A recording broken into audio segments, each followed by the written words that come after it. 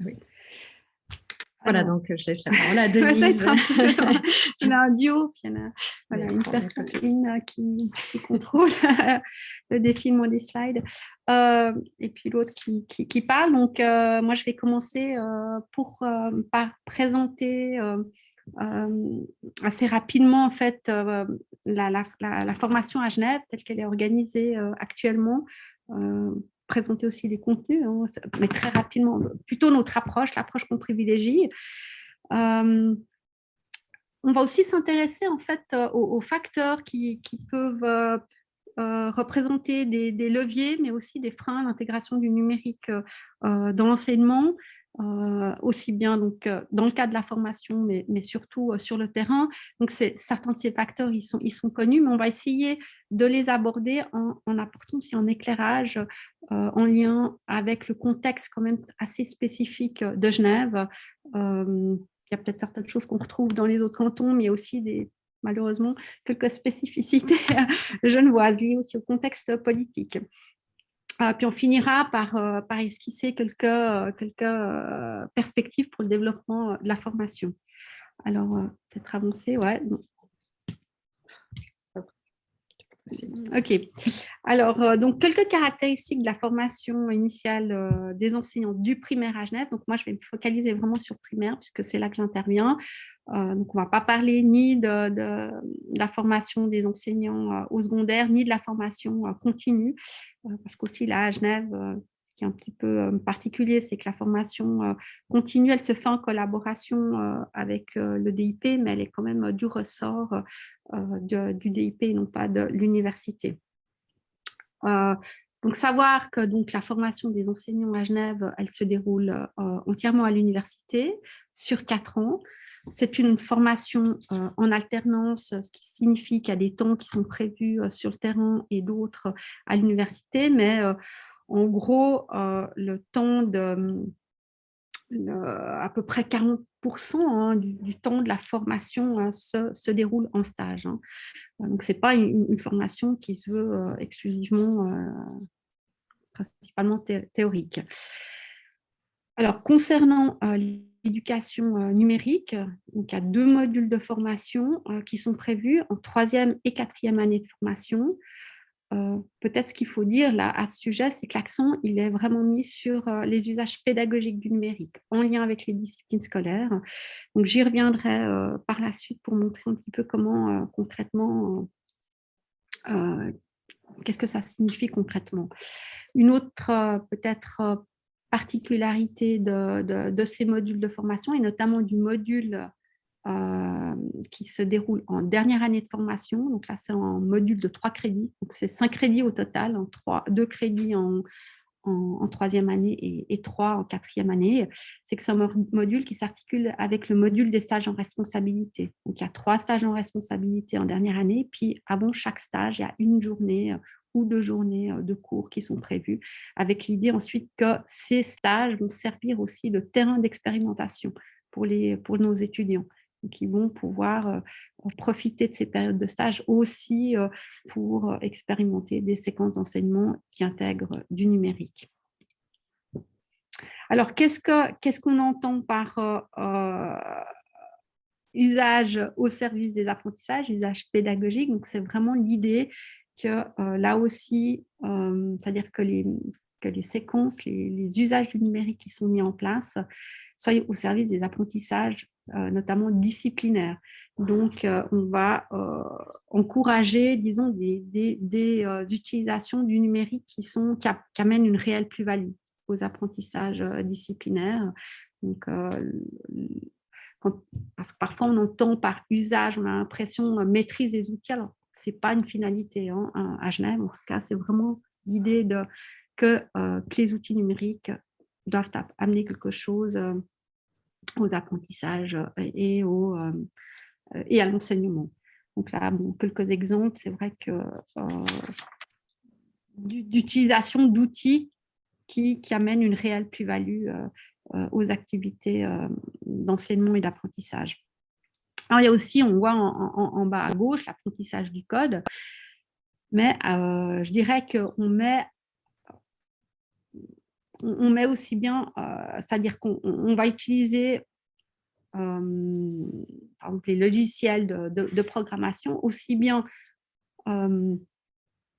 pour atteindre des objectifs qui relèvent à proprement dit de la science informatique, mais aussi comme moyen pour travailler d'autres types de contenus disciplinaires, par exemple le français à travers la création d'histoires interactives ou bien les mathématiques à travers la création de jeux en maths et autres. Voilà.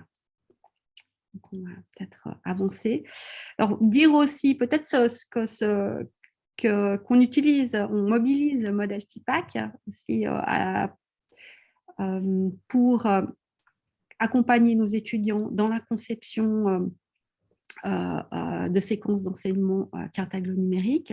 Je pense que ce modèle vous est familier, mais si je le présente maintenant, c'est parce qu'il nous semble fondamental de faire passer, ou disons de former nos étudiants à cette idée que utiliser du numérique en classe, ce n'est pas juste développer des compétences de type technique, mais c'est vraiment d'être capable de mobiliser des compétences qui relèvent aussi bien de connaissances techniques que pédagogiques et en lien avec les savoirs disciplinaires. Et donc,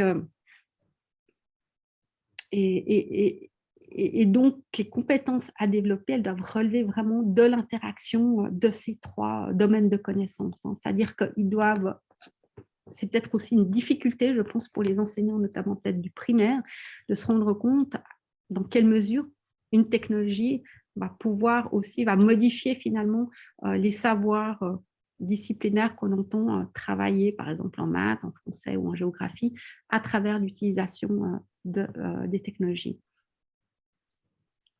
Alors, concrètement, par rapport au nouveau plan d'études d'éducation numérique, qu'est-ce que ça change, soit au sein de notre formation, soit sur le terrain.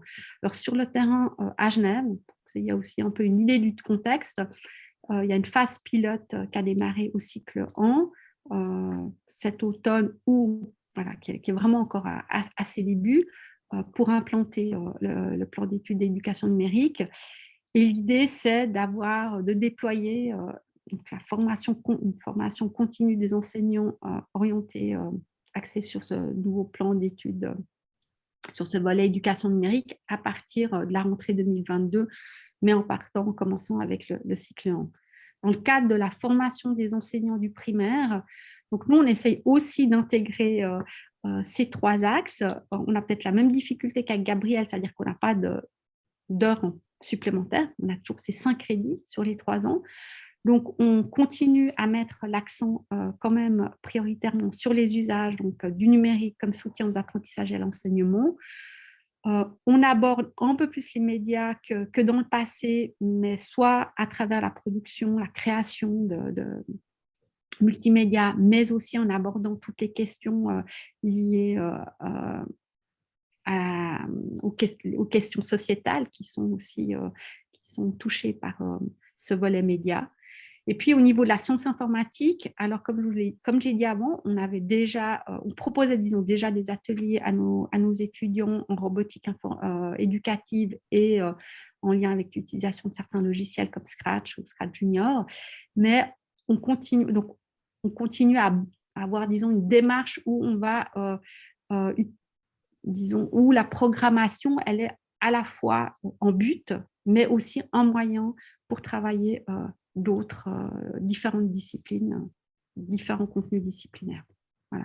Alors, je vais maintenant laisser la parole à Mireille Bettencourt pour voir comment finalement on peut s'approprier ce nouveau plan d'éducation numérique, quels sont les défis finalement à relever et quels sont les leviers aussi sur lesquels on peut qu'on peut actionner pour arriver à intégrer aussi le numérique de manière un peu plus active dans l'enseignement. Ouais.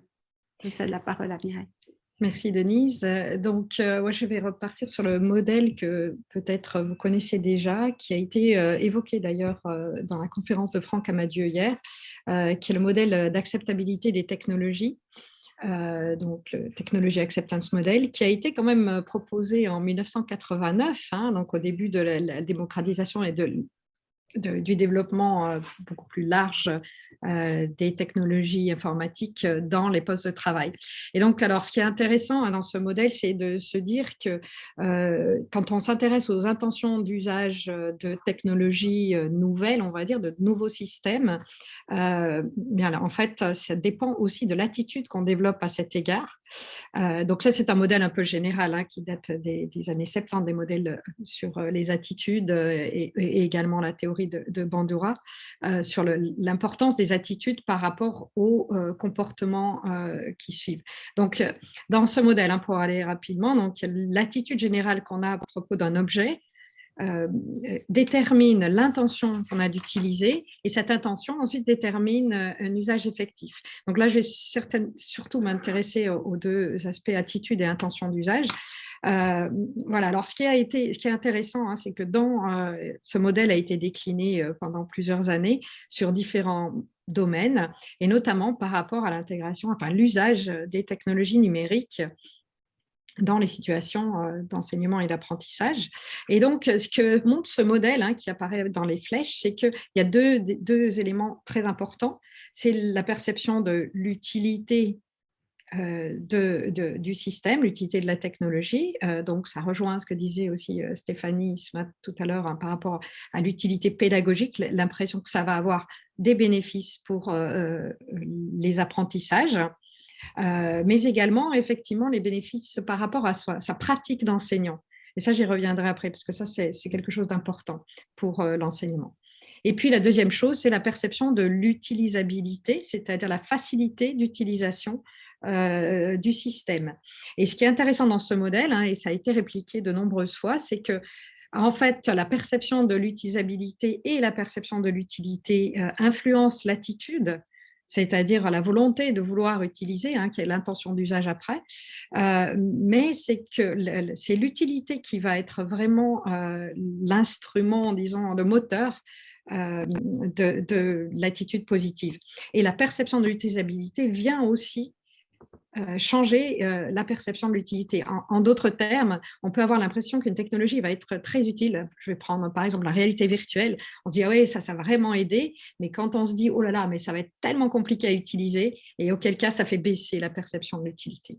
Donc ça, c'est un modèle générique qui marche assez bien par rapport à la question de l'usage des technologies dans les situations d'apprentissage et d'enseignement. Et une chose qui est effectivement aussi, hein, donc pour la perception de l'utilité, c'est la perception de l'utilité qui va directement influencer aussi l'intention d'usage, alors que la perception de l'utilisabilité, elle passe effectivement par les attitudes et la perception de l'utilité. Donc vraiment, c'est là-dessus qu'il faut jouer quand on fait les formations, et ça rejoint ce qu'ont dit à la fois Stéphanie et Gabriel. Donc voilà, alors ça revient à ça, hein, ce que je disais justement, c'est que sur la perception de l'utilité, il y a juste une petite nuance qui est importante en situation d'enseignement et qui a été démontrée par des recherches récentes, notamment de l'équipe de Franck Amadieu et Cécile Van Delenpoot, c'est que effectivement, pour les enseignants, il y a un double critère. Ça doit être utile pour l'apprentissage des élèves, mais ça doit aussi être utile par rapport à la pratique d'enseignement. C'est-à-dire que c'est ce qu'appelle, enfin, dans le modèle initial, c'est job relevance, c'est-à-dire que ça paraît être en cohérence avec la pratique et les valeurs de l'enseignement. Donc ça, c'est peut-être aussi quelque chose qu'il ne faut pas perdre de vue lorsqu'on travaille sur ces activités. Alors, l'utilité pour les apprentissages, je pense qu'ici, vous êtes probablement aussi conscient que c'est quelque chose qui a été maintes fois répété et étudié dans des études scientifiques, qu'elles soient de large échelle ou des études case-based, des études de cas. Mais évidemment, ça dépend hein, des usages que l'on en fait. Et ça dépend également des facteurs de conception. Et là, de nouveau, je renvoie à la conférence de Franck Amadieu. C'est à la fois des facteurs micro et des facteurs plus macro, comme les situations pédagogiques. Et donc, la conséquence, c'est effectivement hein, ce qui a été aussi déjà qui rentre en résonance avec les conférences de ce matin, La formation des enseignants, elle est formation aux usages, effectivement utile, mais il faut qu'il y ait toujours en travaillant sur la compréhension, je dirais la compréhension des principes, parce qu'effectivement, les technologies évoluent. Donc, c'est plus les principes, effectivement, que l'outil en tant que tel, plus la question que parfois on appelle l'orchestration pédagogique de ces technologies, parce que ça va influencer à la fois l'efficacité, on va dire, mais également la perception de l'utilité pour la pratique d'enseignement. Alors, comme je vous disais, ce modèle d'acceptabilité, il a été largement étudié aussi par la suite. Et en fait, dans les modèles suivants, de nombreux chercheurs ont déterminé des déterminants de ces déterminants de perception de l'utilité et de l'utilisabilité. Et notamment, donc, il y a tout un ensemble qu'on peut classifier en 4 grosses catégories: des variables liées aux individus, notamment sentiment de compétence, l'influence sociale, c'est-à-dire toutes les normes d'influence qui viennent d'ailleurs, les caractéristiques du système, évidemment, hein, la technologie marche plus ou moins bien, et des conditions organisationnelles. Et ce qui a été justement, alors là, ça permet, voilà, dans une étude qui a été faite par Scherer et collaborateurs, ils ont pris un grand nombre d'études qui avaient été faites dans l'enseignement et ils ont regardé quels étaient les déterminants par rapport à l'intégration des technologies numériques dans les situations d'enseignement en prenant des études dans les différents pays. Et ils ont donc retrouvé ce qu'on avait vu tout à l'heure, qui marche également sur ce grand échantillon. C'est une étude de 2019, donc ce n'est pas très vieux. Et ils ont démontré donc, ce qui était vraiment l'une des choses qui étaient les plus influentes pour la perception de l'utilité, ce sont les normes subjectives. Donc, dans les normes subjectives, il y a toute l'influence des collègues proches, mais également l'influence sociale. Sentiment de compétence. Alors, sentiment de compétence, on ne voit pas bien, mais mes flèches, elles ne sont pas totalement de la même épaisseur. Le sentiment de compétence, donc Stéphanie en a parlé, c'est quelque chose qu'elle travaille beaucoup. Ça influence principalement la perception de l'utilisabilité, de la facilité d'utilisation de ces systèmes, mais également, dans une moindre mesure, la perception de l'utilité. Et là, on a aussi les conditions facilitatrices qui ont un énorme effet sur les perceptions d'utilisabilité. Donc, c'est à la fois la formation, mais également le soutien local et le type d'équipement. Donc ça, c'est aussi, alors là, c'est plus un message politique par rapport à mais la formation entre énormément en jeu et c'est ce dont on a discuté aussi tout à l'heure. Donc, où on en est à Genève, donc, comme le disaient les collègues, on est au milieu du gué, et le gué, ce n'est pas gai, c'est-à-dire qu'on a des tensions et des enjeux, notamment par rapport à différentes choses qui sont listées là. Je vérifie qu'au niveau du temps, oui, c'est bon. Donc, on a une double socialisation, comme toutes les formations pour les futurs enseignants, puisqu'il y a une part de terrain, de stage ou de pratique sur le terrain et la formation universitaire. Donc, il y a une double socialisation, parfois qui rentre un peu en tension. La continuité des pratiques, là, les études actuelles, comme vous savez, montrent que les pratiques d'intégration des technologies numériques, actuellement, elles sont très hétérogènes, pour le moins, ce qui fait que ça fait une rupture par rapport à ce qu'on leur dit, ce qu'on leur montre ou ce qu'on exerce par rapport à ce qu'ils voient réellement dans leur stage. Voilà, les terrains donc très très hétérogènes effectivement, en équipement, en pratique, en culture d'établissement, et on a vu justement précédemment que c'était quelque chose qui était vraiment très important. Et puis un contexte sociopolitique, alors particulièrement à Genève, mais justement ça peut être intéressant de voir si c'est la même chose dans les autres cantons.